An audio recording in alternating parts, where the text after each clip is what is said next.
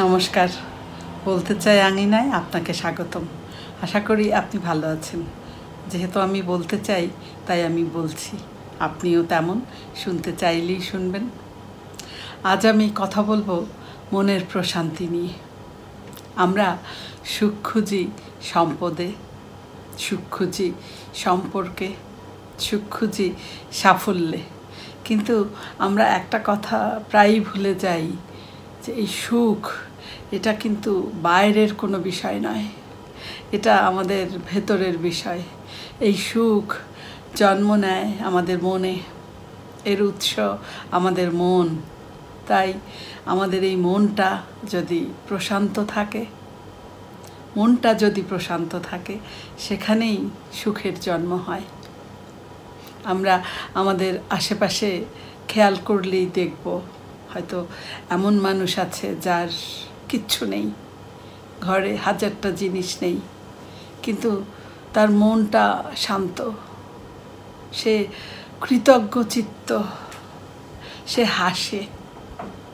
হাসতে জানে। এই মানুষটাই সুখী মানুষ। অন্যদিকে আবার হয়তো এমনও মানুষ আমরা দেখি যে যার কোনো কিছুর অভাব নেই, কিন্তু মনটা অস্থির, মনটা অশান্ত, এবং সে ক্রোধে জ্বলছে।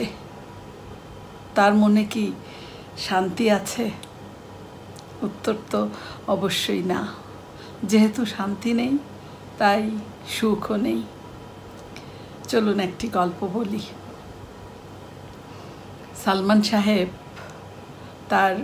ওনার স্ত্রীর অন্তরার জন্মদিনে একটি সোনার হার নিয়ে এলেন, এসে স্ত্রীকে দিলেন।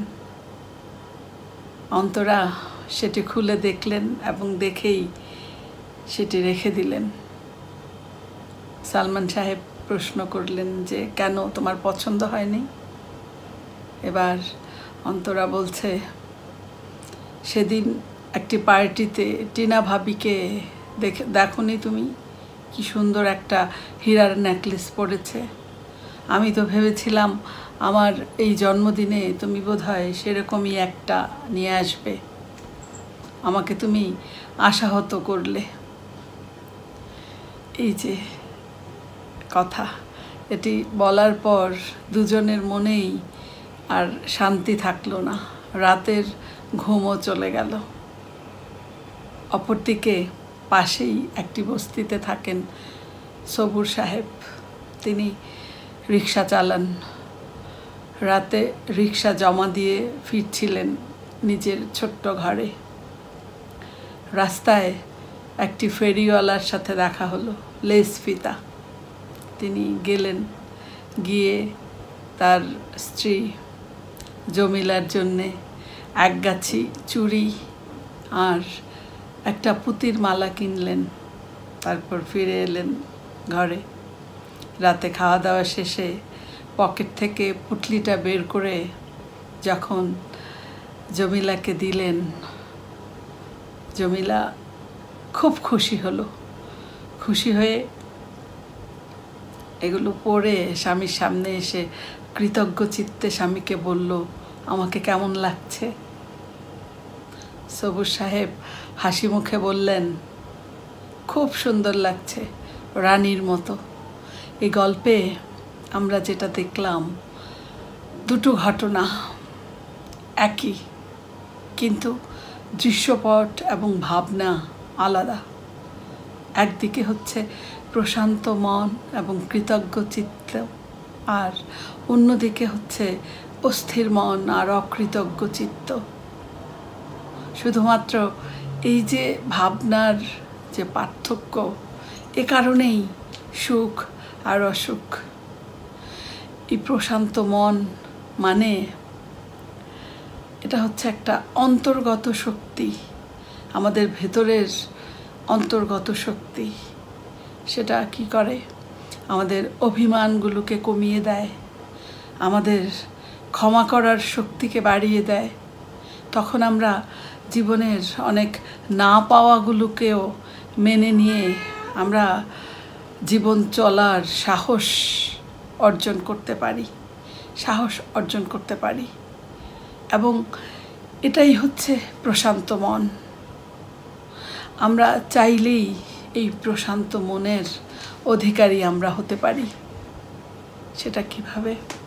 সেটা ধীরে ধীরে চর্চার মাধ্যমে, আমাদের সচেতনতার মাধ্যমে, আমাদের আত্মনিয়ন্ত্রণের মাধ্যমে।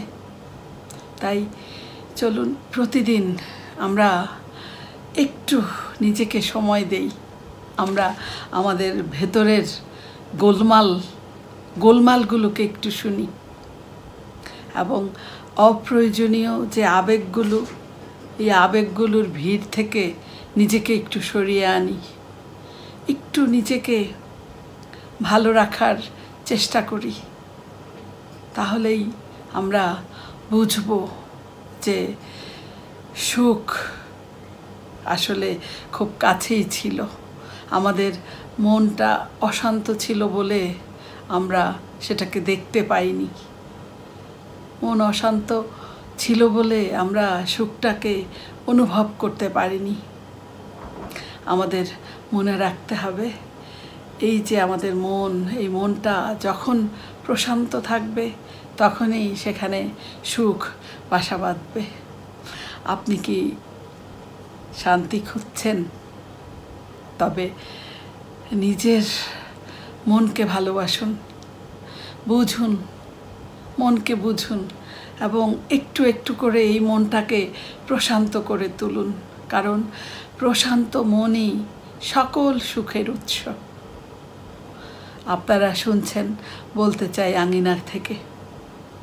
ভিডিওটি যদি আপনাদের ভালো লাগে তাহলে লাইক, শেয়ার, কমেন্ট করতে ভুলবেন না এবং সাবস্ক্রাইব করে বলতে চাই এর পাশে থাকবেন। আবারও কথা হবে আগামীকাল রাত 8টায় নতুন কোনো অনুভব নিয়ে। ততক্ষণ সবাই ভালো থাকুন, সুস্থ থাকুন এবং প্রশান্ত চিত্তের অধিকারী হন। শুভরাত্রি।